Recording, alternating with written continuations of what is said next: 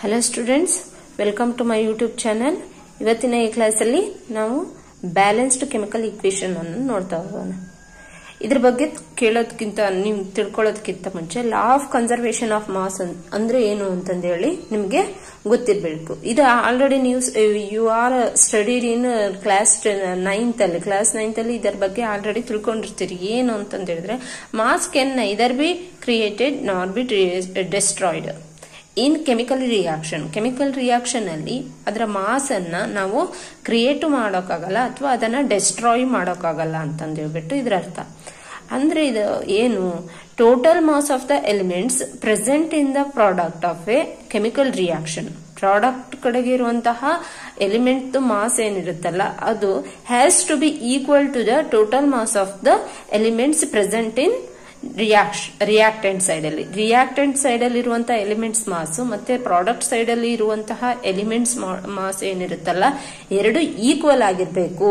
ಇದರ ಅರ್ಥ ಏನು ಅಂತಂದ ಹೇಳಿದ್ರೆ, the number of atoms of each element remains the same ಇರ್ಬೇಕು before and after chemical reaction. ಅಂದ್ರೆ before and after chemical reactions ಅಲ್ಲಿ the total number of atoms ಏನಿರುತ್ತಲ್ಲ ಈಚ್ ಎಲಿಮೆಂಟ್ ಅದು ಈಕ್ವಲ್ ಆಗಿರ್ಬೇಕು. ಆವಾಗ ಅದನ್ನ ನಾವೇನಂತ ಕರಿತೀವಿ, ಬ್ಯಾಲೆನ್ಸ್ಡ್ ಕೆಮಿಕಲ್ ಈಕ್ವೇಶನ್ಸ್ ಅಂತಂದೇಳಿ ಕರಿತೀವಿ. Now we will learn about how to balance chemical equations. For example, H2 plus O2 it gives H2O. H2 plus O2 it gives H2O. Is it a balanced chemical equation? ಅಲ್ಲ, ಇದು chemical equation balanced ಅಲ್ಲ. ಯಾಕಂತಂದ ಹೇಳಿದ್ರೆ ಇಲ್ಲಿ H2ದು 2 atoms correct ಇದೆ, ಆದ್ರೆ O2ದು ಇಲ್ಲಿ 2 atoms ಇಲ್ಲ, ಒಂದು ಆಟಮ್ ಇದೆ.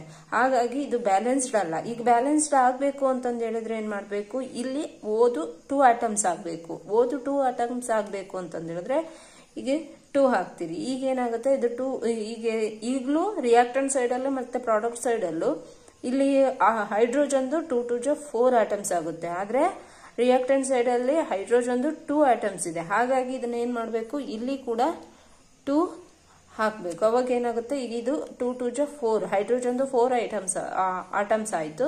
ಅದೇ ರೀತಿ ಈ ಕಡೆಗೂ ಪ್ರಾಡಕ್ಟ್ ಸೈಡ್ ಅಲ್ಲೂ ಕೂಡ ಹೈಡ್ರೋಜನ್ದು 4 ಆಟಮ್ಸ್ ಆಯ್ತು, ಮತ್ತೆ ಆಕ್ಸಿಜನ್ದು 2 ಆಟಮ್ಸ್ ಆಯ್ತು.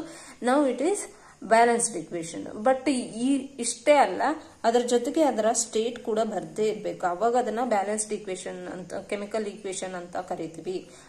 ಹಾಗಾದ್ರೆ ಯಾವ ರೀತಿಯಲ್ಲಿ ಅಂದ್ರೆ 2H2 ಇದು ಒಂದು ಗ್ಯಾಸಸ್ ಸ್ಟೇಟ್ ಅಲ್ಲಿ ಇರುತ್ತೆ, ಇದು ಗ್ಯಾಸ್. ಅದೇ ರೀತಿ ಆಕ್ಸಿಜನ್ ಇದು ಗ್ಯಾಸ್, 2H2O ಇದು ಲಿಕ್ವಿಡ್ ಆಗಿರುತ್ತೆ. ಈಗ ಇದನ್ನ ಬ್ಯಾಲೆನ್ಸ್ಡ್ ಕೆಮಿಕಲ್ ಈಕ್ವೇಶನ್ ಅಂತಂದೇಳಿ ಕರಿತೀವಿ. ಇದು ಸಿಂಪಲ್ ಮೆಥಡ್ ಅಲ್ಲಿ ಯಾವ ರೀತಿ ಈಕ್ವೇಶನ್ ಅನ್ನ ಬ್ಯಾಲೆನ್ಸ್ ಮಾಡ್ತೀವಿ ಅಂತಂದೇಳಿ ನೋಡಿದ್ವಿ. ಈಗ ಇನ್ನೊಂದು ಮೆಥಡ್ ಯಾವುದು ಅಂತಂದ ಹೇಳಿದ್ರೆ, ಟೇಬಲ್ ಮೆಥಡ್ ಅಲ್ಲಿ ಯಾವ ರೀತಿ ಈಕ್ವೇಶನ್ಸ್ ಅನ್ನ ಬ್ಯಾಲೆನ್ಸ್ ಮಾಡ್ತೀವಿ ಅಂತಂದೇಳಿ ನೋಡ್ತಾ ಹೋಗೋಣ. ಒಂದು ಎಕ್ಸಾಂಪಲ್ ತಗೊಳ್ರಿ. Fe plus H2O it gives Fe3O4 plus H2 ಇದನ್ನು ಕೊಡುತ್ತೆ. ಇದು ಬ್ಯಾಲೆನ್ಸ್ಡ್ ಇದೆನಾ ಅಂತ ನೋಡ್ಬೇಕು, ಫಸ್ಟ್ ಚೆಕ್ ಮಾಡ್ಬೇಕು. ಇಲ್ಲಿ ಬ್ಯಾಲೆನ್ಸ್ಡ್ ಇಲ್ಲ. ಯಾಕಂದ್ರೆ ಪ್ರಾಡಕ್ಟ್ ಸೈಡ್ ಅಲ್ಲಿ Fe ಇದು 3 ಆಟಮ್ಸ್ ಇದೆ, ಆದ್ರೆ ರಿಯಾಕ್ಟೆಂಟ್ ಸೈಡ್ ಅಲ್ಲಿ Fe ಇದು 1 ಆಟಮ್ ಇದೆ. So it is not a balanced equation. How to balance the equation ಅಂತಂದೇಳಿ ನೋಡ್ತಾ ಹೋಗೋಣ.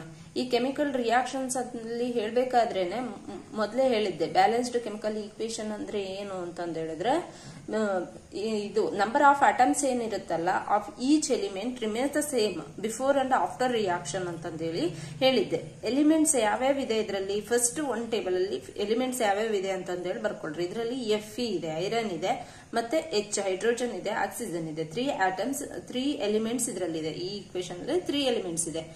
Feದು number of atoms in LHS ಅಂದ್ರೆ ಲೆಫ್ಟ್ ಹ್ಯಾಂಡ್ ಸೈಡ್ ಅಲ್ಲಿ Feದು ಆಟಮ್ಸ್ ಎಷ್ಟಿದೆ, 1 ಇದೆ. ಅದೇ ರೀತಿ ನಂಬರ್ ಆಫ್ ಆಟಮ್ಸ್ RHS ಅಲ್ಲಿ ಎಷ್ಟಿದೆ, 3 ಇದೆ, 3 ಆಟಮ್ಸ್ ಇದೆ. ಅದೇ ರೀತಿ ಹೈಡ್ರೋಜನ್ದು 2 ಆಟಮ್ಸ್ ಇದೆ. ರೈಟ್ ಹ್ಯಾಂಡ್ ಸೈಡ್ ಅಲ್ಲಿ number of atoms of hydrogen ಎಷ್ಟಿದೆ, 2 ಇದೆ. ಆಕ್ಸಿಜನ್ದು 1 ಇದೆ, ಮತ್ತೆ left hand right hand side ಅಲ್ಲಿ 4 ಇದೆ. ಈಗ ಇದು ಇಂಬ್ಯಾಲೆನ್ಸ್ಡ್ ಈಕ್ವೇಶನ್ ಆಗುತ್ತೆ. ಬ್ಯಾಲೆನ್ಸ್ಡ್ ಆಗ್ಬೇಕಾದ್ರೆ ಏನ್ ಮಾಡ್ಬೇಕು, LHS ಅಲ್ಲಿ Fe ಇದು 3 ಆಟಮ್ಸ್ ಆಗ್ಬೇಕು. 3 ಆಟಮ್ಸ್ ಆಗ್ಬೇಕಾದ್ರೆ ಅದಕ್ಕೆ ಇಂಟು 3 ಮಾಡ್ಬೇಕು. So you put here 3 Fe iron atoms 3 ಆದ್ವು. ಈಗ ಮತ್ತೆ ಹೈಡ್ರೋಜನ್ ಎರಡು ಕಡೆಗೂ ಈಕ್ವಲ್ ಇದೆ, ಇದರಲ್ಲಿ ಏನು ಚೇಂಜಸ್ ಮಾಡಂಗಿಲ್ಲ. ಆಕ್ಸಿಜನ್ ಏನ್ ಚೇಂಜ್ ಮಾಡ್ಬೇಕು ಈಗ, ಯಾಕಂದ್ರೆ ಇಲ್ಲಿ 1 ಆಟಮ್ ಇದೆ, ಇಲ್ಲಿ 4 ಆಟಮ್ ಇದೆ. LHS ಅಲ್ಲಿ 1 ಆಟಮ್ ಇದೆ, ಅದು 4 ಆಗ್ಬೇಕು ಅಂತ ಹೇಳಿದ್ರೆ 4 ಮಲ್ಟಿಪ್ಲೈ ಮಾಡ್ಬೇಕು LHS ಅಲ್ಲಿ.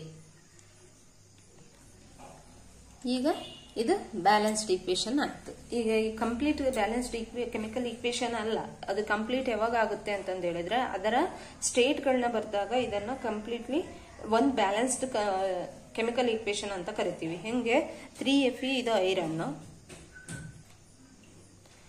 3Fe ಇದು ಸಾಲಿಡ್, 4H2O ಇದು ಲಿಕ್ವಿಡ್ ಸ್ಟೇಟ್ ಅಲ್ಲಿ ಇರುತ್ತೆ. ಅದೇ ರೀತಿ Fe3O4 ಇದು ಸಾಲಿಡ್ ಮತ್ತೆ 4H2 ಇದು ಗ್ಯಾಸಿಯಸ್ ಸ್ಟೇಟ್ ಅಲ್ಲಿ ಇರುತ್ತೆ. ಈಗ ಇದು ಕಂಪ್ಲೀಟ್ಲಿ ಬ್ಯಾಲೆನ್ಸ್ಡ್ ಕೆಮಿಕಲ್ ಈಕ್ವೇಶನ್ ಅಂತಂದೇಳಿ ಕರಿತೀವಿ. ಇವತ್ತಿನ ಕ್ಲಾಸ್ ಅಲ್ಲಿ ಬ್ಯಾಲೆನ್ಸ್ಡ್ ಕೆಮಿಕಲ್ ಈಕ್ವೇಶನ್ಸ್ ಯಾವ ರೀತಿಯಲ್ಲಿ ಮಾಡ್ತಾರೆ ಅಂತಂದೇಳಿ ನೋಡಿದ್ವಿ. ನೆಕ್ಸ್ಟ್ ಕ್ಲಾಸ್ ಅಲ್ಲಿ ಟೈಪ್ಸ್ ಆಫ್ ಕೆಮಿಕಲ್ ರಿಯಾಕ್ಷನ್ಸ್ ಅನ್ನ ನೋಡ್ತಾ ಹೋಗೋಣ. Thank you friends. ಆದಷ್ಟು ವಿಡಿಯೋವನ್ನು ಕೊನೆಯವರೆಗೂ ನೋಡಿ. ವಿಡಿಯೋ ಇಷ್ಟ ಆಗಿದ್ರೆ ಲೈಕ್ ಮಾಡಿ, ನಿಮ್ಮ ಫ್ರೆಂಡ್ಸ್ ಜೊತೆಗೂ ಶೇರ್ ಮಾಡಿ. Thank you.